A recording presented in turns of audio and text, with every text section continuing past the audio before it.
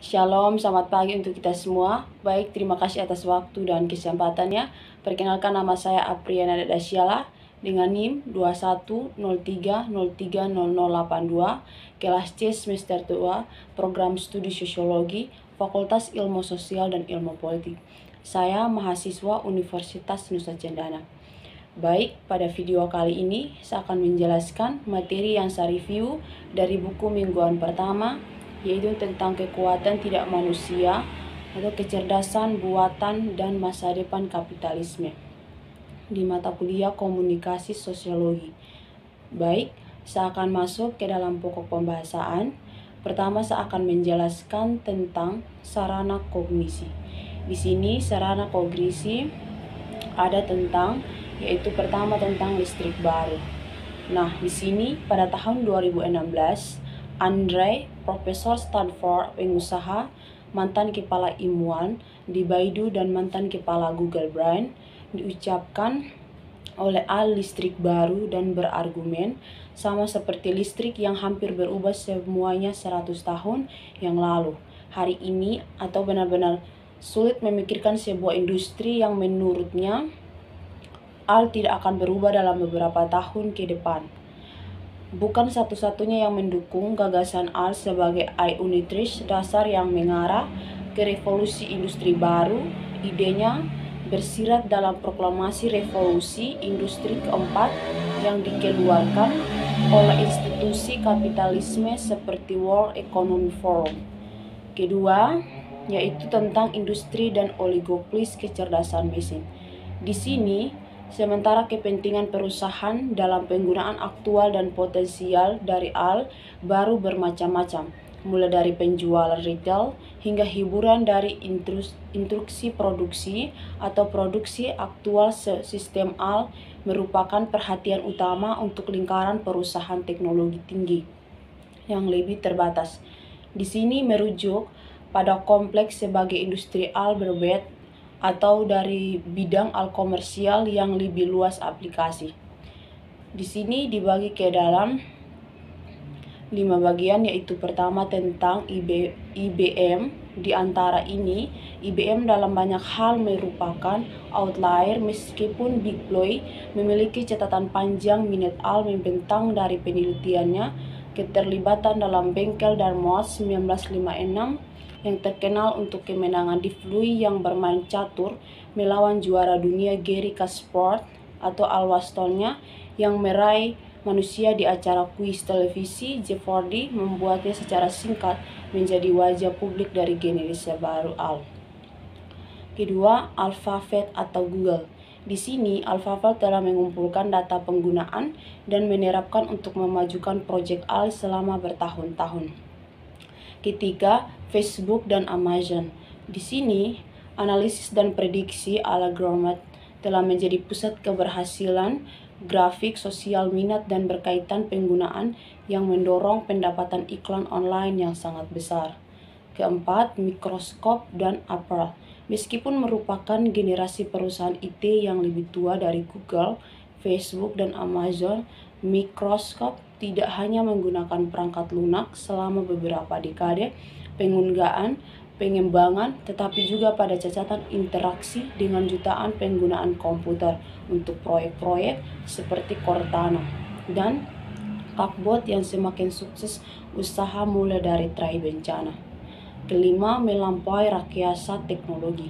Di sini, di sekitar perusahaan teknologi peringkat atas perkerumunan, banyak yang lebih kecil perusahaan rintisan yang mencoba mengukir celup di cabang khusus industrial.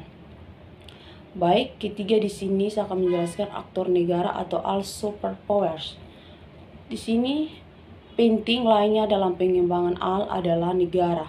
Marx tidak pernah menyelesaikan studi sistematis tentang negara kapitalisme dan mencoba dengan pengikutnya untuk melakukannya telah menimbulkan beberapa perdebatan yang paling kompleks dalam teori Marx. Namun, satu fungsi yang jelas-jelas di Marx negara dalam kapitalisme adalah penciptaan kondisi umum tertentu dari produksi seperti infrastruktur ke modal swasta, begitu mereka menjadi menguntungkan usaha. Keempat, EDG, cloud, dan skala ekonomi. Di sini, penting bagi industri AL, baik di tingkat perusahaan atau negara, adalah perangkat keras mahal yang menjalankan AL.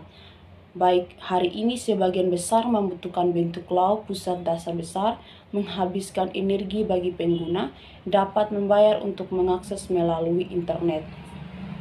Seperti ketersediaan bandwidth dan kekuatan pemrosesan telah meningkat, cloud telah menjadi tersedia tidak hanya untuk penyimpanan, database, dan fungsi komputasi, tetapi juga dalam beberapa tahun terakhir untuk cloud AL atau AL sebagai layanan.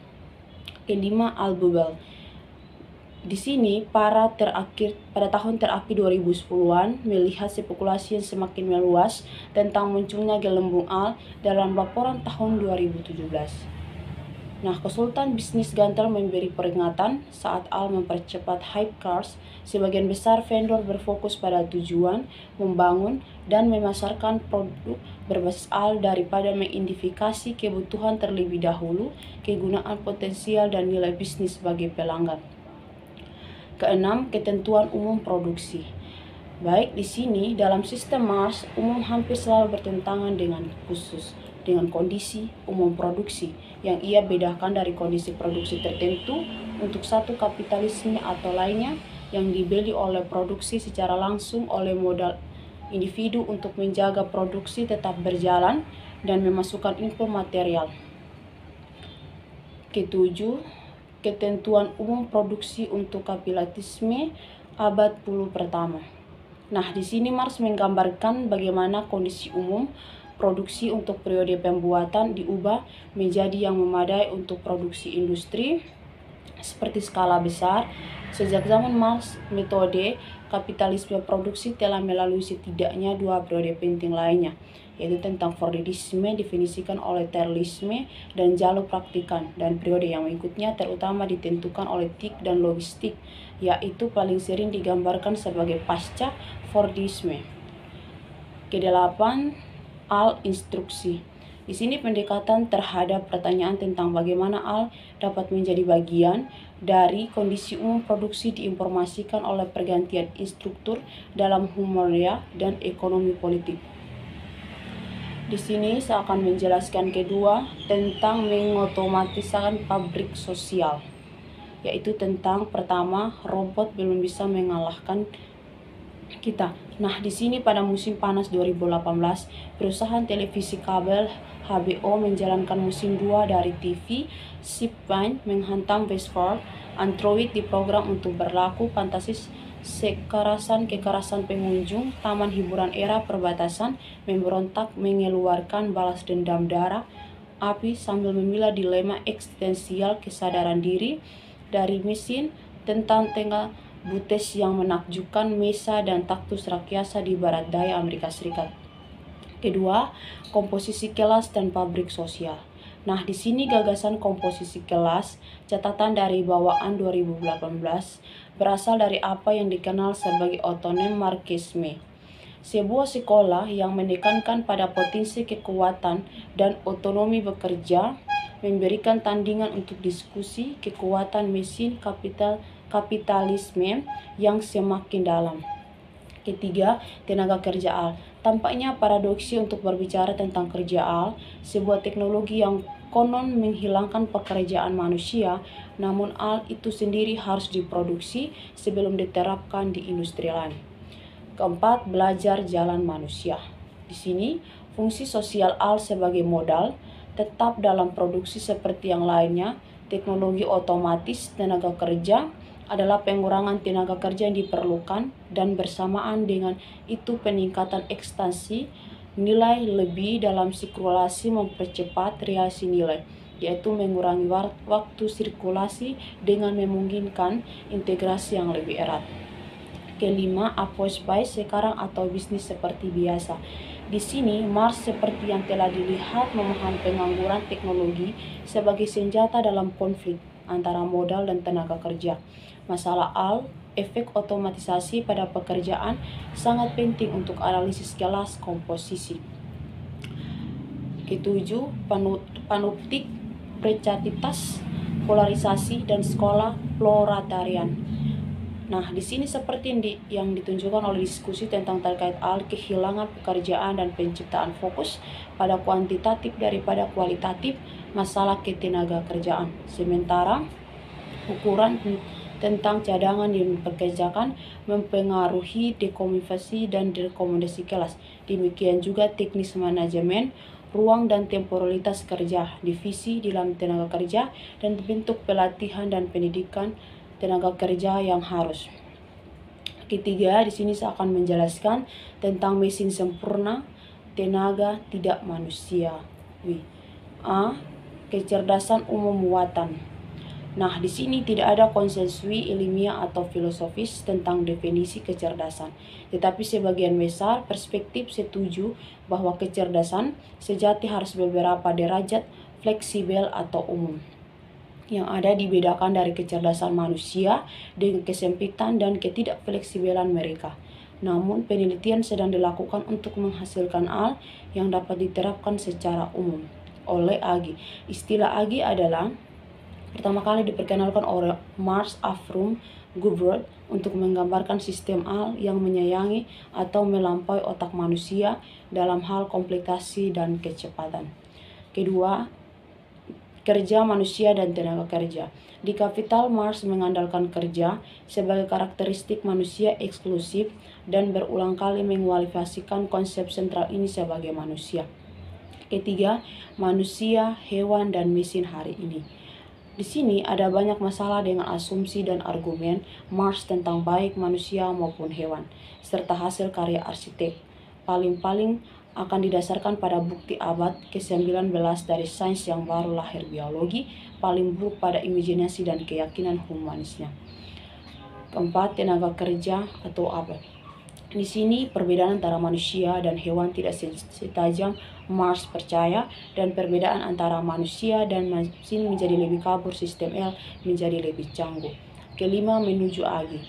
Nah, di sini Edmund Alfredin menyatakan bahwa dia tidak akan terkejut jika sesuatu sistem mencapai tingkat kecerdasan manusia melalui pembelajaran mesin. Ketujuh, fragmen pada mesin sempurna. Ini mungkin tampak seperti pertanyaan aneh, bahkan untuk menghibur, mengingat tidak ada yang bahkan dari jarak jauh menyerupai teknologi yang ada selama hidupnya. Kedelapan, proletarian buatan. Di sini, sedangkan hubungan budak diajukan secara langsung dengan paksa atau milik pekerja, hubungan dengan modal dimensia oleh pertukaran. Kesembilan, kapitalisme yang tidak manusia. Di sini Marx berargumen bahwa tenaga kerja ada dalam bentuk fisik yang hidup kepribadian dari seseorang manusia. Baik, saya akan menjelaskan sedikit dari pembahasan, yaitu tentang kesimpulan. Di sini kesimpulan, pada akhir dekade kedua abad ke-21, pengembangan hal didominasi oleh modal, dipimpin oleh beberapa perusahaan paling kuat di dunia. Perusahaan oligopolistik diaktifkan oleh dan membantu negara-negara bangsa mencari instrumen persaingan ekonomi di pasar dunia dan senjata untuk militer dan pasukan keamanan mereka. ML atau robotika canggih, analitik, prediktif, dan teknologi, revolusi industri keempat lainnya memperkuat modal, vias tenaga kerja, dan bagian elit tenaga kerja relatif terhadap yang lain, dan karena cenderung meningkatkan ketidaksetaraan di sepanjang garis stratifikasi tela yang juga garis gender dan ras. Sekian dan terima kasih, mohon maaf jika ada salah penjelasan.